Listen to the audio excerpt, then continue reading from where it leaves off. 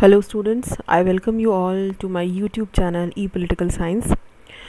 Today we are going to discuss the second part of Naxalism. In the first part I did discuss with you that what are the background of Naxalism, how it emerged and the chronology through which it emerged.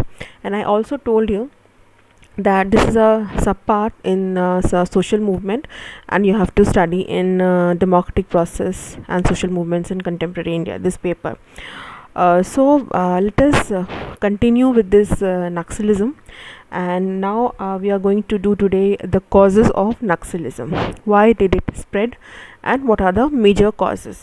कारण क्या था नक्सलवादी जो गतिविधियाँ रहीं या चल रही हैं पूरे इंडिया में. बहुत सारे states हैं that are affected by this movement. So let us discuss the causes. So first of all, failure of agrarian reforms. Okay, now I told you in my earlier video that green revolution किस तरह से वो बहुत हद तक जो है सफल नहीं रहा. अगर हम ओवरऑल सारे राज्यों की बात करें तो ये कितना सफल रहा, कितना असफल रहा और क्या इसके क्रिटिसिज्म थे. So if you want then you can watch my earlier videos. I had connected the idea of agrarian crisis there. Now causes क्या है, क्या क्या कारण हैं? तो सबसे पहला तो फेलियर ऑफ एग्रेरियन रिफॉर्म्स. दूसरा crisis of democratic order. Now you know that I told you that in the year 1975 onwards many popular movements started taking place and there was crisis of democratic institutions, which I had also talked about in my earlier video, and I had connected the argument of Atul Kohli, how he is talking about the crisis of democratic institutions and what do we mean by that crisis and why that crisis took place in that particular period only. सो हम कभी भी कुछ discuss करते हैं तो हम 1975 के internal emergency और उससे उत्पन्न होने वाले बहुत सारे कारण, बहुत सारे इश्यूज़ को हम डिस्कस करते हैं पॉलिटिकल अगर सिस्टम में देखें तो. So you please refer to that video for more clarity. Then the third point is exploitation of land owning class and money lenders. This also I told you that we can see in the feudalism system, जो सामंतवादी व्यवस्था है, और अभी भी irrespective of that के ज़मींदारी system ख़त्म हो गई है और गांव में नाउ द लैंड जो वो करते हैं वर्क करते हैं workers, now they are having more and more rights. But it is not like that, क्योंकि अभी भी ownership of land is restricted to very more and more affluent class, and that is the reason कि क्योंकि बहुत ज़्यादा concentration हो चुका है लैंड का और इसकी वजह से जो लैंड ओनिंग क्लास हैं they are exploiting these landless class. और लैंडलेस क्लास में भी मैंने ये चर्चा की थी कि कितने लैंड, कितने जो हाउस होल्ड्स में कितने ज़्यादा लैंड हैं. तो अगर हम देखें तो बहुत कम परसेंटेज हैं जिनके पास बहुत ज़्यादा लैंड है, और जो लैंडलेस और सब मार्जिनल और मार्जिनल होल्डिंग्स जिन किसानों के पास हैं उनकी संख्या बहुत ज़्यादा है. और ये मैंने फार्म बिल में भी डिस्कस किया था, जो एग्रीकल्चरल फार्म बिल है उसमें भी मैंने डिस्कस किया था, और एक स्टडी बताती है कि more than 86 to 88% of the farmers they are just surviving on these sub marginal and marginal holdings of land. तो चाहे हम सामंतवादी व्यवस्था की बात करें, चाहे हम डेमोक्रेटिक व्यवस्था की बात करें, आज भी इस तरह का एक्सप्लॉयटेशन देखा जा रहा है लैंडलेस क्लास का. और जो उनके ऊपर एक्सप्लॉयटेशन कर रहा है वो लैंड ओनिंग क्लास है, जिनके पास बहुत ज़्यादा ज़मीन है और एक बहुत बड़ी जो है गैप है लैंड ओनिंग क्लास और लैंडलेस क्लास के बीच में. तो ये खाई भी बहुत बड़ा कारण है ये नक्सल वादी गतिविधियों को उत्पन्न करने के लिए.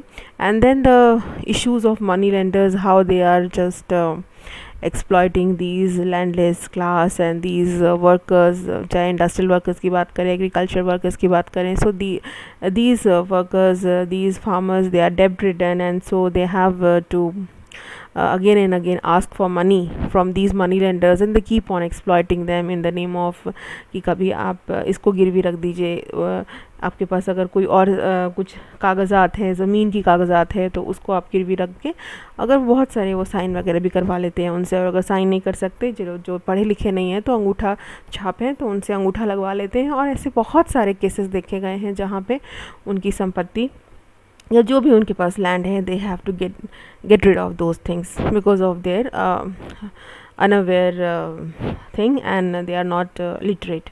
So then the fourth point is mismanagement of forests.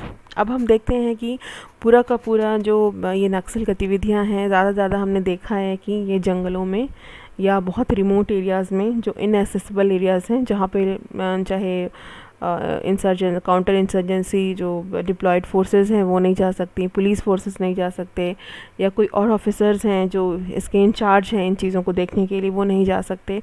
तो एक तो जो फॉरेस्ट है उसका भी मिसमैनेजमेंट बहुत हद तक रहा है, बहुत ज़्यादा करप्शन रहा है, और फॉरेस्ट डिपार्टमेंट का, फॉरेस्ट लॉर्ड का, तो जिसकी वजह से ये जो डेमोक्रेटिक ओनरशिप है या डेमोक्रेटिक गवर्नेंस है फॉरेस्ट का, ये रेस्टोर नहीं हो पा रहा है. और ये आदिवासी और जंगल के आसपास जो लोग रह रहे हैं काफ़ी सालों से, उनको इसका जो है मालिकाना हक या फिर इनसे रिलेटेड जो भी यूज़ है वो करने नहीं दिया जा रहा. तो एक तरीके से बहुत मिसमैनेजमेंट से मेरा मतलब यहाँ पे ये है कि जो जंगल है, जो जिसके लिए बनाए मतलब है, और जिन लोगों के लिए वो एक सर्वाइवल का सोर्स है, वो मैनेज नहीं हो पा रहा. तो इसलिए भी मैंने इसमें मिसमैनेजमेंट ऑफ फॉरेस्ट लिखा है.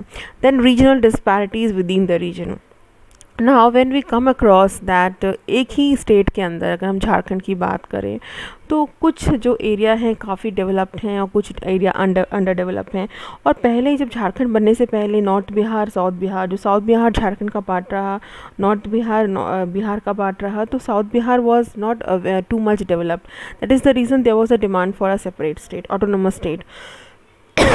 तो ये जो अलग अलग स्टेट के डिमांड हुए हैं, ये बहुत बड़ा कारण था, regional disparities within the region, and so it also led to the rise of this Naxal activities. Now poor infrastructure and rising unemployment in the rural regions. अब आज तो जिस तरह से ये अनएम्प्लॉयमेंट बढ़ रहा है, रोज़गार नहीं है लोगों को, दो नरेगा में लोगों को सीजनल लेवल पे जॉब्स मिल रहे हैं, पर उस पर भी आप देखते हैं कि अनएम्प्लॉयमेंट में जो एम्प्लॉयमेंट जनरेशन के लिए जो लोग आ रहे हैं, जो एम्प्लॉयमेंट मांग रहे हैं, वो पढ़े लिखे लोग हैं. तो वैसे अनएम्प्लॉयड लोग कहाँ जाएंगे? In the pandemic also there are many surveys and many research is showing that the literate people and the literate youth, they are coming for job in Narega, they are seeking job in Narega. So there is poor infrastructure and the rising demand, and more demand and no supply, no employment in the rural areas. There is starvation, there is marginalization, there is malnutrition, there is poverty.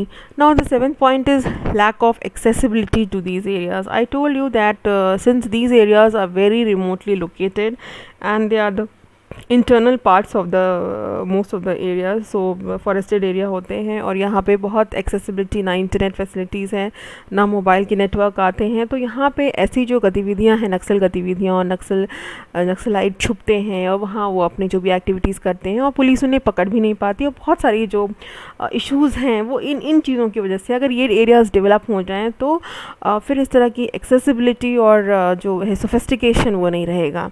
Then next point is support by the marginalized communities and unemployed youth. अब ये जो marginalise communities की मैं बात कर रही हूँ, किन का सपोर्ट मिलता है इनको? सपोर्ट इन द सेंस कि जो आदिवासी हैं या दलित्स हैं या अदर जो बैकवर्ड क्लास के लोग हैं या बैकवर्ड कास्ट के लोग हैं, जो मार्जिनलाइज्ड हैं, पॉवर्टी में रह रहे हैं, तो उनको ये नक्सल जो है वो उस तरह से ऑर्गेनाइज़ करते हैं, उनको मोबिलाइज़ करते हैं कि वो उनका समर्थन करें और उनके साथ मिल करके फिर इस तरह के जो गतिविधियां हैं उनको वो अंजाम देने में सफल हो पाते हैं. और ऐसे लोगों को मोबिलाइज़ करना, इनको अपने साथ लेना बहुत आसान होता है क्योंकि they are already insecure people. So insecurity का लेवल इतना ज़्यादा हाई है कि उनको इनका समर्थन मिल जाता है और इस वजह से जो है गतिविधियाँ जो हैं वो आगे चली जाती हैं. Then the next point is emerging radical ideologies. Now what do we mean by radical ideologies? Okay, see ideologies could भी लाइक कि हम कह रहे हैं कि मार्क्सवादी गतिविधियाँ या लेनिनिस्ट माओवादी जो माओवादी विचारधारा, ये क्या विचारधारा है? एक तरीके से बहुत सारे डिबेट्स हो रहे हैं जो ये कहते हैं कि क्योंकि ये इसलिए भी उत्पन्न हो रहे हैं क्योंकि रेडिकल आइडियोलॉजीज़ बिल्ड हो रही है. Radical means not supporting the state efforts and just criticizing the state और just critiquing the policies of the state and resorting to violence. इस तरह से एक रेडिकल आइडियोलॉजीज़ के काफ़ी समर्थक हैं और काफ़ी लोग इस पे डिबेट करते हैं। मैं उस पे नहीं जा रही हूँ, बस मैं एक कारण बता रही हूँ कि रेडिकल आइडियोलॉजीज़, लेफ़्ट आइडियोलॉजीज़ से भी आगे मे बी बहुत इसमें क्लियर कट जो है क्लैरिटी नहीं है किस तरह की रेडिकल की हम बात कर रहे हैं, पर डिबेट्स हैं। Then the 10th point is caste class nexus. Now caste class nexus means the upper caste, lower caste, upper class, lower class, ये जो नेक्सस है, ठीक है, और अपर क्लास का अपर कास्ट के साथ, अपर कास्ट का अपर क्लास के साथ जो ये परम्यूटेशंस कॉम्बिनेशंस हैं, इसकी वजह से these lower caste and these lower class they are being marginalized. ठीक है, एक तो कास्ट हायरार्की भी इनकी इतनी बहुत ज़्यादा ये एफ्लुएंट रहती है, उसके बाद इनके पास इतनी ज़्यादा ज़मीन, इतनी ज़्यादा प्रॉपर्टी होती है कि इनका खुद का एक नेक्सस बन जाता है, जिसकी वजह से इन एरियाज़ में इनके पावर इक्वेशंस बहुत स्ट्रांग रहते हैं। And they are not, and these people, these marginalized communities, they are not able to protect themselves from these nexus, so they try to take the support of these Naxal people, और इस वजह से भी एक बहुत बड़ा gap आ जाता है। Then if you want to read the understanding the debates, I told you in the class also, you can see Myron Weiner, son of the soil debate, Alpa Shah के आप इंसर्जेंसी और काउंटर इंसर्जेंसी पे उन्होंने काफ़ी कुछ लिखा हुआ है, स्टेट का रोल पे लिखा है, in the shadows of the state, तो that also you can locate in the Google. A.R. Desai's work on this whole movement, Utsav Patnaik's, and then Ajay Gudavarti also has written a lot on the social movements and Naxal movement. So you can locate these things, and then let us also look into the reforms and suggestions that we need to work on, or which has been suggested. Now, a report on Naxalism published by the Planning Commission, it made the observation that mobilizing the support of the people is also absolutely essential to weaken the support base of the Naxals. Now, it has been argued by this planning commission, which made the observation कि अगर तो हमें support base weaken करना है Naxals का और नक्सल related जो activities का है, तो हमें लोगों का समर्थन लेना पड़ेगा, हमें रिकन्सिलिएट करना पड़ेगा और लोगों से बात करना पड़ेगा। उनके जो मुद्दे हैं, उनके जो इश्यूज़ हैं, जो पॉलिटिकल पार्टीज़ एड्रेस नहीं कर पा रही हैं, या अगर एड्रेस कर भी रही हैं तो there is not that political will to implement those things. When the elections come, they promise a lot of things, lot of issues, but when implementation comes, so it remains a distant dream. So that particular gap also needs to be bridged. So if we want to seek the support of the people, we also need to know that what are the problems that these local people are facing on the daily basis. Then the second point is agrarian reforms. मैंने ये बोला है कि क्योंकि हरित क्रांति ने बहुत हद तक जो है एक बैलेंस नहीं करा, क्योंकि जो अगर हम डेवलपमेंट की बात करते हैं, कुछ एरिया में तो हरित क्रांति ने काफ़ी हाई यील्डिंग वैरायटी सीड्स की वजह से काफ़ी हद तक प्रोडक्शन लेवल हाई हो गया, लेकिन कुछ एरियाज़ फिर भी अंडर डेवलप्ड रह गए अगर हम एग्रेरियन सेक्टर में देखें। तो इसलिए बहुत ज़रूरी है कि उन इश्यूज़ को हम देखें, लैंड रिफॉर्म्स के इश्यूज़ को हम एड्रेस करें, भूदान का जो आधार है, विनोबा भावे का जो पूरा मूवमेंट है, उसको हम रीइंडोर्स कर रहे हैं, रीइन्वेंट करें, रीडिस्ट्रीब्यूशन के इश्यूज़ को एड्रेस करें, and how we can redistribute these plots of lands to those who are marginalized and landless also needs to be understood. Then the third point is endorsing inclusive idea of democracy. Now when I say inclusion, what do I mean by inclusion? Inclusion एक समावेशी आधार है लोकतंत्र का, या एक आधार है जिसमें हम कोशिश करते हैं जितने भी ग्रुप्स हैं, चाहे मार्जिनलाइज्ड हैं या थोड़े से वेल ऑफ हैं, बहुत ज़्यादा डेवलप नहीं हैं और थोड़ा बहुत जो जिनका काम चल रहा है, उन सब को हम इंक्लूड करें इस पूरे लोकतांत्रिक प्रक्रिया में, और हम एक जो है ऐसी समाज की वो करें, बिल्ड करें, सो दैट कि all they are benefited from the policies of the government. क्योंकि इंक्लूजन का यहाँ पे मतलब ये नहीं है कि हम कुछ लोगों पे फोकस करेंगे और कुछ पे नहीं करेंगे। इंक्लूजन का मतलब है हम सभी पे फोकस करेंगे, लेकिन क्योंकि इंक्लूजन की जो आइडिया है, it is more for the marginalised groups, for Dalits, for scheduled tribes, for other backward classes, for women, for minorities, for disable. तो बेसिकली हम इंक्लूजन की बात जब करते हैं तो ये जो डिप्राइव्ड ग्रुप्स हैं उनके लिए आता है। इसमें भी हो सकता है कि बहुत लोग जैसे शेड्यूल कास्ट, शेड्यूल ट्राइब्स थे, काफ़ी डेवलप हो गए हैं, लेकिन फिर भी उनको इस इंक्लूसिव पॉलिसी में शामिल किया जाता है, जैसा कि आप जानते हैं, रिजर्वेशन के through. Now the fourth point is addressing the structural factors. The structural factors could be anything, could be poverty, could be caste, could be class issues, could be violence issue। तो किसी भी तरह का जो structural constraints है cast, class, gender का, हमारा जो पूरे हमारे संरचनाओं में पूरा व्याप्त है और उससे बाहर निकलना बहुत आसान नहीं है। बिकॉज अगर हम कास्ट की बात करें तो ऐसा नहीं है कि वो रूरल एरिया में है, अर्बन एरियाज़ में भी है। क्लास की बात करें तो हर जगह है।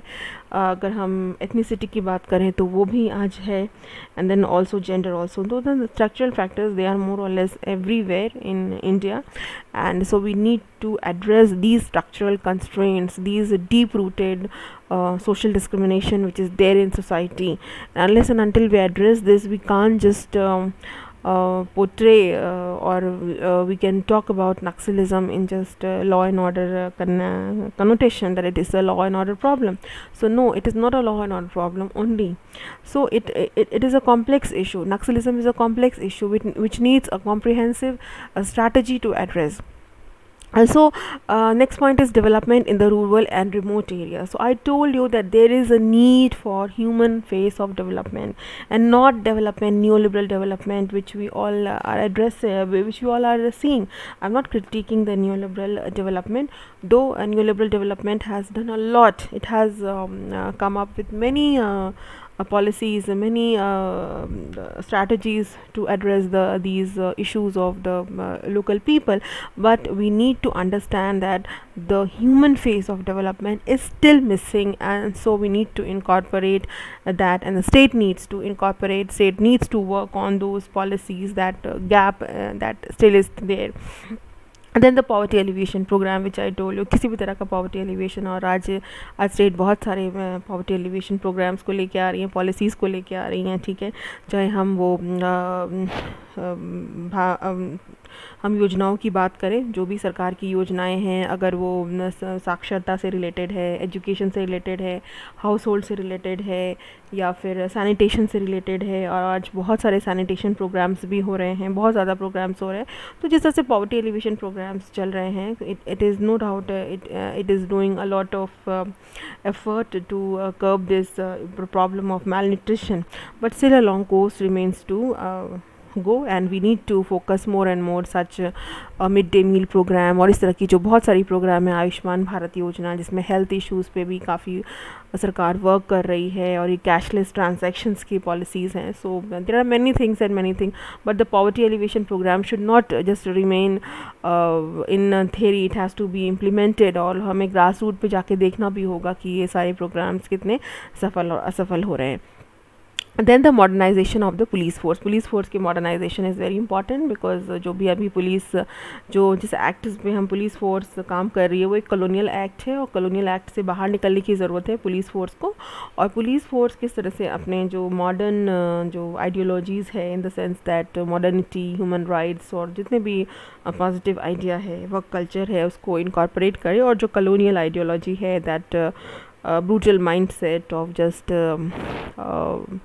टॉर्चरिंग, या फिर कोशिश करना, सप्रेस करना, जो जनता को सप्रेस करना, वो टैक्टिक्स थोड़ा सा कम करें, और अपने अंदर जो उनकी हेजिमोनी है, so called the hegemony of being in police department, और ब्यूरोक्रेसी से वो बाहर निकले, और एक ह्यूमन फेस के साथ अपने आप को जो है रूबरू कराएं, और कोशिश करें कि लोगों के लिए, जनता के लिए काम करें। And then this is what is meant by modernization. Modernization not only just by the efforts, by the training, but modernization by the by human by bringing humanity within them. So And then the next point is enhancing capacity building program at the grassroots level. So there are many policies and many program which is going on. Civil society का help लेके, NGOs का help लेके, गाँव में एक awareness program campaign करना, ताकि इस तरह से कि इस तरह की गतिविधियों को हम रोक सकें. अगर कोई एक्टिविटीज़ हो रही है तो people आकर के पुलिस को बताए. तो इस तरह की कैपेसिटी बिल्डिंग प्रोग्राम बनाना, इन्हांस करना, लोगों का सपोर्ट गेन करना, इसके लिए ग्रास रूट लेवल पे लेवल पे काम करने की ज़रूरत है.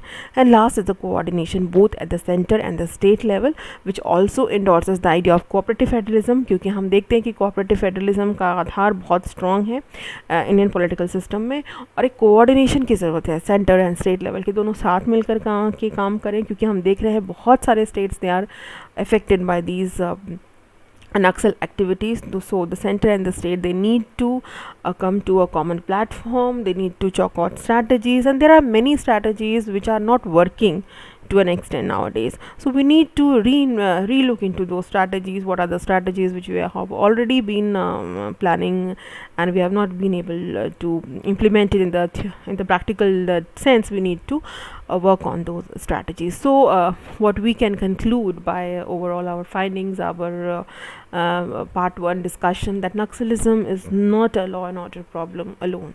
It has multifaceted approach, it has multifaceted phase.